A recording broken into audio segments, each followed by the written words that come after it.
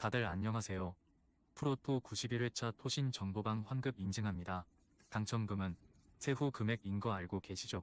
다들 아시겠지만 한 경기 취소되어 당첨금이 반토막 났지만 그래도 당첨 모두 축하드리며 오늘 경기도 분석 시작해보겠습니다.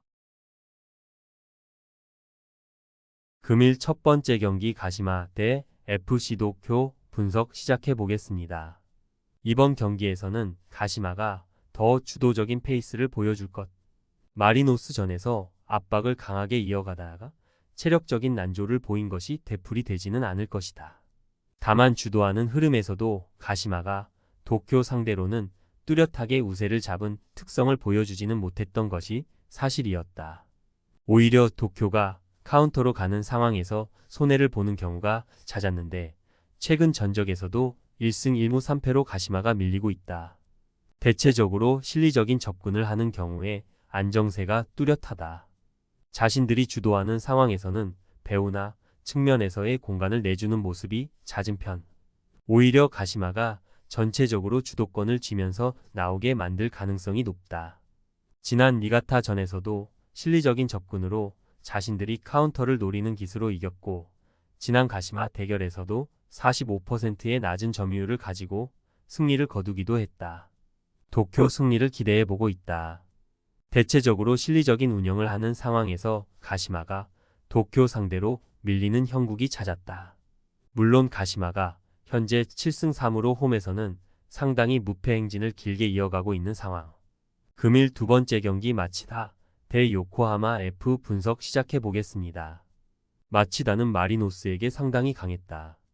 수비를 상당히 중원에서 압박 강도를 높이는 편이고 이를 통해서 역습으로 간결하게 이어가는 데 중점을 두고 있다. 지공 성향이 강하고 배후 공간을 많이 주는 마리노스 입장에서는 상성이 꽤 뚜렷한 셈이다. 물론 현재 오세훈, 나상호 등 공격진의 폼이나 징계로 인한 결장 등 마치다가 지난 두 경기처럼 3-1, 4-1 정도의 스코어를 내기에는 무리가 있을 듯하다. 마치다 뿐만 아니라 수비와 역습을 중시하는 팀을 상대로는 늘 약한 면모를 보여주는 편이다. 올 시즌 나고야, 간바, 후쿠오카 상대로는 전부 패배하는 모습을 보여주기도. 결국 미드필더를 중시하느라 라인을 늘 높게 잡는 상황에서 수비진의 뎁스가 부족해진 것이 원인. 지난 경기에서야 가시마 상대로 4-1 승리를 기록했지만 짧은 패스가 강도 높은 압박에 막혀서 결국 롱볼로 선회를 할 수밖에 없었다. 여전히 마치다가 유리할 것.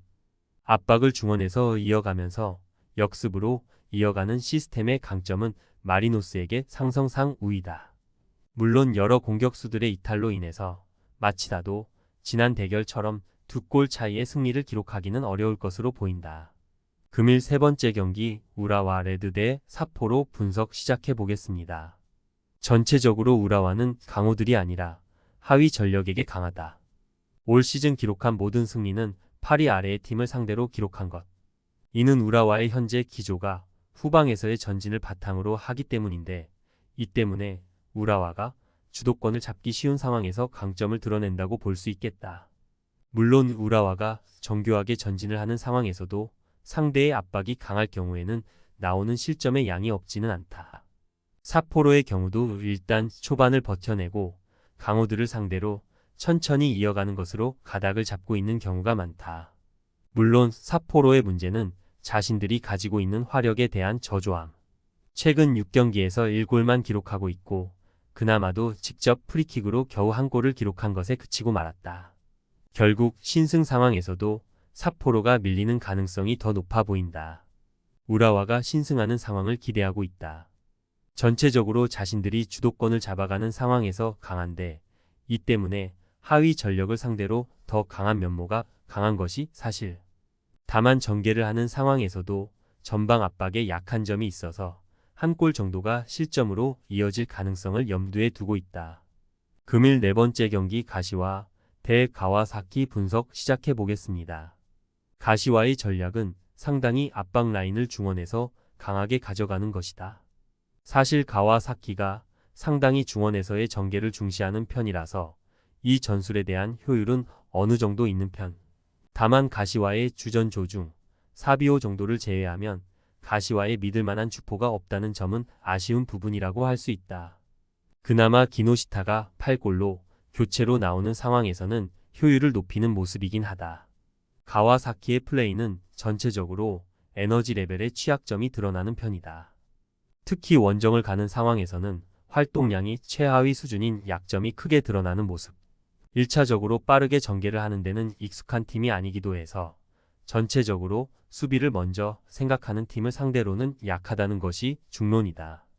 후쿠오카, 간바, 마치다 같은 팀을 상대로도 올 시즌 고전하는 형국이다. 가시와가 신승하는 상황이 나올 듯. 원에서의 압박 라인을 높이는 것이 상당히 가와사키 상대로는 잘 통하고 있는 전술이라고 보고 있다. 물론 가시와의 입장에서는 주전조에서 사비오 말고는 그다지 힘을 쓰고 있는 공격 자원이 없다는 것이 상당히 아쉬울 듯하다. 금일 5번째 경기 이와타 대 교토상가 분석 시작해 보겠습니다.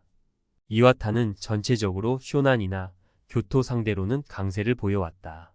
지난 쇼난전에서는 그라사의 조기 퇴장으로 터져버린 매치였지만 이와타의 배후 공략이 전방 압박을 중시하는 교토나 쇼난 상대로는 잘 통했던 케이스가 많았다고 볼 수 있을 것. 물론 그라사에 이어서 가와시마도 부상으로 이탈한 상태라서 이와타가 공격을 받아내는 상황에서는 좀 고생을 할 수 있다고 본다. 교토가 패배하는 패턴은 초반에 몰아치는 상황에서 골을 넣지 못하고 후반에 힘이 빠져서 패하는 경우가 다수. 지난 대결에서도 0-3으로 패배를 기록했는데 당시에도 후반에 모든 실점을 허용하는 모습을 보여주기도 했다.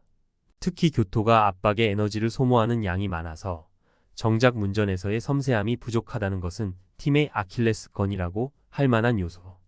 원정에서의 득점력은 경기당 0.8골에 불과하다. 이와타가 2-1 정도의 스코어로 이길 가능성을 높게 보고 있다. 기동성과 배후 공간을 노리는 폭발력의 이와타. 따라서 쇼난이나 교토 같이 전방에서의 힘을 꽉 주는 팀에게 전체적으로 강한 면모를 보여주는 편이다. 물론 수비진의 누수가 없지 않지만 교토는 늘 결정력에서의 문제를 드러내는 모습이 잦은 편.